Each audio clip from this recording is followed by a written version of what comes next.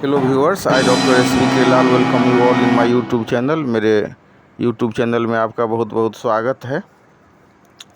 अगर आप इस चैनल पर नए हैं तो चैनल को लाइक, शेयर और सब्सक्राइब करें।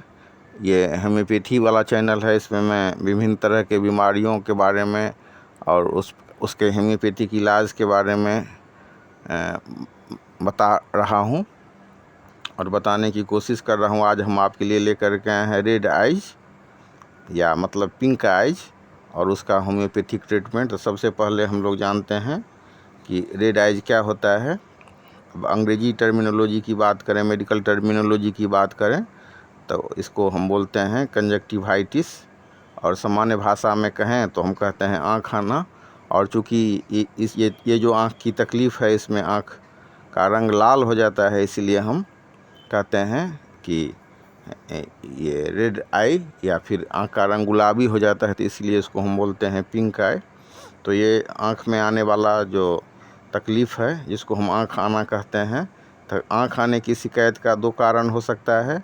एक कि संक्रमण वाला बीमारी हो और दूसरा ये एलर्जी से हो या फिर चोट लग जाने से हो, तो जिसमें कि थकान हो जाए, आँख का थकान हो जाए या कंप्यूटर वगैरह का ज़्यादा यूज करना, ये सभी रिस्पॉन्सिबल फैक्टर हो सकता है। तो सबसे पहले हम लोग जानते हैं कि कंजक्टिवाइटिस होता क्या है। तो कंजक्टिवाइटिस के मामले में हम देखेंगे कि इसमें जो कंजक्टिवा जो होता है पोर्शन आँख का, वो उसमें स्वेलिंग आ जाता है, उसमें सूजन आ जाता है। अब ये कंजक्टिवा कहाँ पर होता है, तो कॉर्निया के ऊपर स्क्लेरा होता है, वहीं पर जो है इसके वो कंजक्टिवा होता है। स्क्लेरा के ऊपर का परत, तो कॉर्निया के ऊपर हो गया स्क्लेरा और उसके ऊपर हो गया कंजक्टिवा, तो उसी के परत में स्वेलिंग हो जाता है, उसमें सूजन आ जाता है, तो इसी को हम कंजक्टिवाइटिस कहते हैं। अब इसमें हम देखेंगे कि एक होगा संक्रमण वाला, मतलब इन्फेक्शन से, एक होगा एलर्जी से, एक अन्य प्रकार का होता है जो चोट से होता है। तो अगर हम इन्फेक्शियस डिजीज़ की बात करें तो ये बैक्टीरियल, वायरल या फंगल या फिर प्रोटोजोअल इन्फेक्शन वाला हो सकता है। एलर्जी की बात करें तो अलग अलग एलर्जिक एजेंट हो सकता है। किसी को समोसा खाने से हो सकता है, किसी को खास रंग का यूज करने से हो सकता है, किसी को पराग धूल से हो सकता है, किसी को धूप से भी एलर्जी हो जाता है, उसको फोटोफोबिया बोलते हैं। तो ये अलग अलग एलर्जिक एजेंट होता है जिसके वजह से ये प्रॉब्लम हो सकता है। और एक है कि कभी आँख में चोट वोट लग जाए या उंगली से ये कर रहे हैं तो उससे हो जाए, या फिर आजकल जो ज़माना है उसके हिसाब से कंप्यूटर पर कितना ज़्यादा लोग वर्क कर रहे हैं, तो वो भी रिस्पॉन्सिबल फैक्टर है कि जब हम कंप्यूटर पर काम कर रहे हैं और हमारा आँख थक जाता है, तो ये सब रिस्पॉन्सिबल फैक्टर है। और जो सामान्य जो चिकित्सा है तो इसका कि आप साफ़ जो कॉटन होता है, मेडिकेटेड स्टेरलाइज कॉटन, तो एक गिलास पानी में एक चुटकी भर नमक डाल दीजिए और उसको पूरा खौला दीजिए पानी को। और जब उसका टेम्परेचर हल्का सा मतलब गर्म रह जाए, सुसुम रह जाए, एकदम माइल्ड टेम्परेचर हो उसका, जैसे बॉडी का टेम्परेचर 33.3 डिग्री सेल्सियस है, तो 40-42 जो उसका पानी का टेम्परेचर हो, तो उससे आप आँख को धो सकते हैं। दूसरा है, एक बहुत ही प्रचलित हर्ब्स है गेंदा फूल का पत्ता, तो गेंदा फूल के पत्ता को उबाल करके आँख को उससे धो सकते हैं। तीसरा हर्ब्स है नीम का पत्ता, उसको भी उबाल करके गर्म पानी में उससे धो सकते हैं। या फिर जो गेंदा फूल का पत्ता होता है उससे एक होम्योपैथिक दवाई मतलब बनता है, वो दवाई का नाम है कैलेंडुला क्यू, तो उसको पानी में आप डाल सकते हैं। 1 कप गर्म पानी में 5-7 बूंद डाल दीजिए, उससे आँख को धोइए, उससे भी फ़ायदा होता है। और एक बहुत ही सजेस्टेड दवाई है, बहुत कॉमन दवाई है यूफ्रेसिया क्यू। तो यूफ्रेसिया क्यू अगर आप 1 कप गर्म पानी में 5 से 6 बूंद डाल देते हैं और उससे आँख को धोते हैं, तो ये हो गया बाहरी प्रयोग वाला। इसके अलावा कुछ खाने वाली दवाइयाँ हैं, जिसको हम होम्योपैथी में देते हैं, उसमें बहुत ही कॉमन दवाई है अर्जेंटम नाइट्रिकम। जब उसका जो लक्षण है कंजक्टिवाइटिस का, उसमें बहुत ही सजेस्टेड मेडिसिन है। आँख में इसका अगर हम लक्षण की बात करें तो हम देख सकते हैं कि ये जो कंजक्टिवाइटिस होता है उसमें आँख से पानी आता है, आँखों में लाली आ जाती है, चुभन वाला दर्द हो जाता है, फिर जलन या चिपचिपाहट, कीचड़ आने की समस्या, या कभी कभी ऐसा अनुभव होगा जैसे कि आँखों में कीचड़ मन फंस गया है, या फिर मतलब कंकड़ जैसा कुछ चुभ गड़ रहा है। कभी कभी हम देख सकते हैं कि आँख में पस आने की अनुभूति होती है। बार बार जो है आँख को झपकाना पड़ेगा। सामान्य आँख जितना पलक को झपकाता है उससे ज़्यादा पलक को झपकाना पड़ेगा। आँख लगे एकदम भारी जैसा अनुभव होगा। आँख का जो है पलक भी मोटा हो सकता है।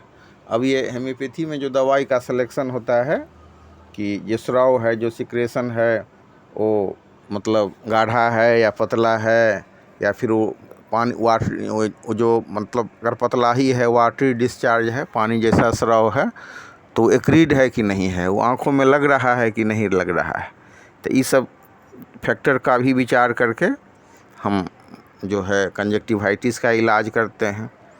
होम्योपैथी में हर एक तरह के कंजक्टिवाइटिस का इलाज है, चाहे वो मतलब फंगल हो या फिर मतलब वायरल हो, बैक्टीरियल हो, प्रोटोजोअल हो या एलर्जिक हो, तो हर एक तरह के कंजक्टिवाइटिस का इलाज है।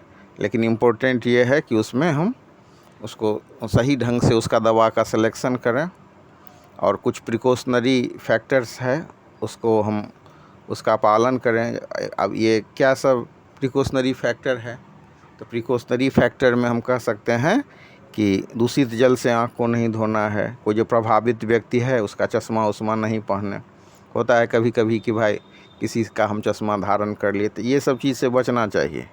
दूसरा है कि जो प्रभावित व्यक्ति है उसके तौलिया वगैरह का प्रयोग नहीं करना चाहिए, आँखों को मलना नहीं चाहिए, और अगर मतलब धूप से आपको परेशानी हो रही है तो फिर काला चश्मा पहन सकते हैं। ये हमको फोटोफोबिया से भी बचाता है और कुछ हद तक इन्फेक्शन से भी बचाता है।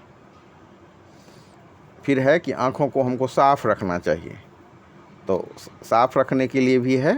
जैसे अंग्रेजी में डॉक्टर लोग बिटाडीन सबसे साफ़ करते हैं, या फिर सिर्फ गर्म पानी में ही वो कहेंगे कॉटन डाल करके, या जो स्टरलाइज कॉटन होता है उससे साफ़ करें।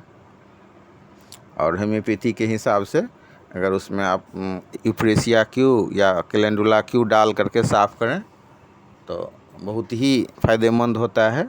आँख का लाली भी ख़त्म हो जाता है और इन्फेक्शन को भी समाप्त करता है। यूफ्रेसिया एक बहुत ही एक्सेलेंट मेडिसिन है नेत्र प्रदाह के बारे में। आँख से पानी आने के मामले में होम्योपैथी में सजेस्टेड मेडिसिन है ये यूफ्रेसिया। तो यूफ्रेसिया खाने के लिए भी हम लोग देते हैं 30 पावर में।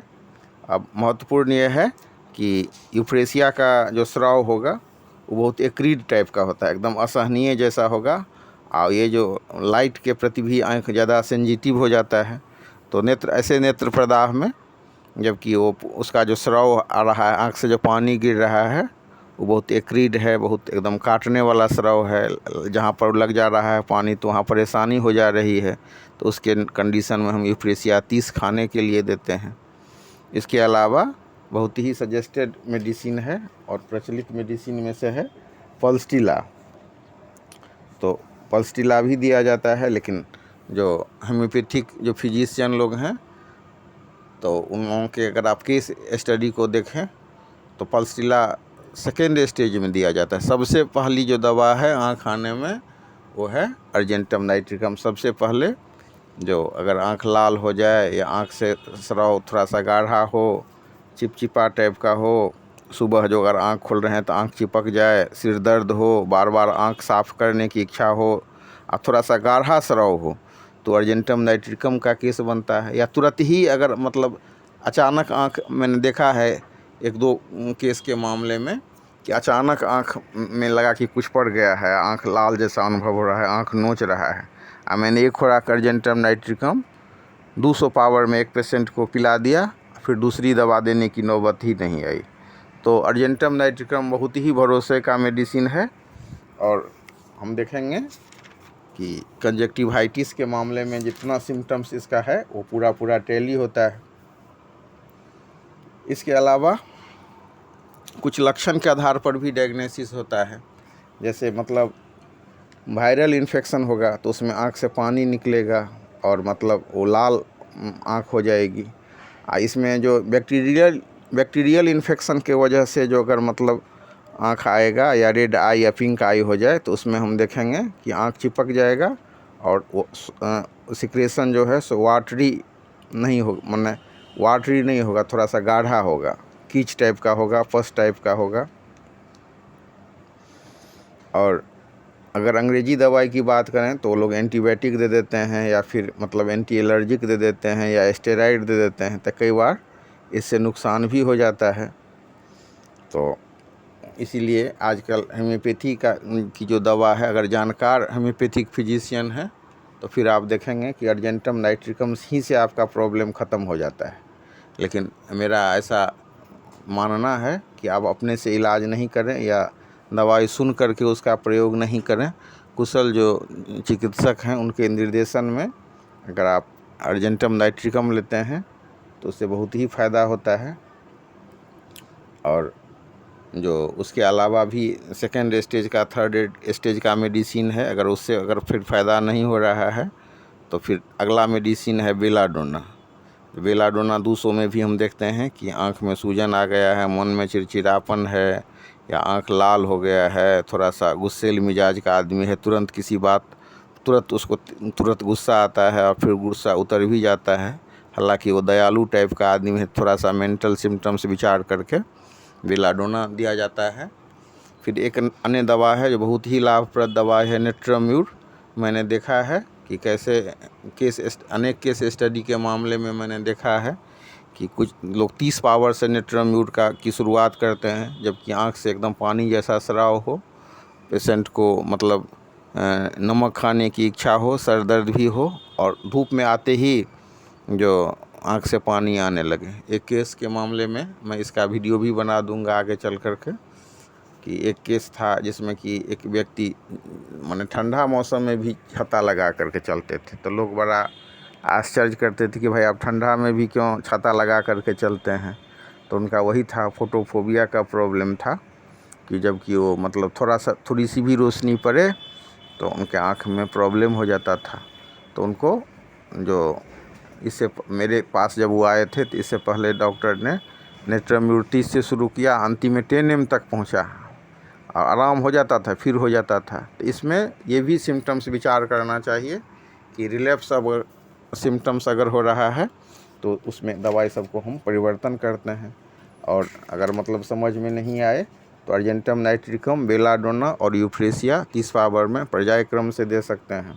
और अगर मतलब कई बार अर्जेंटम नाइट्रिकम से फ़ायदा नहीं होने पर बीच बीच में हम पल्सटिला 201 खुराक दे देते हैं तो उससे भी फ़ायदा होता है। इस तरह से सब बातों को ध्यान में रख करके कंजक्टिवाइटिस का हम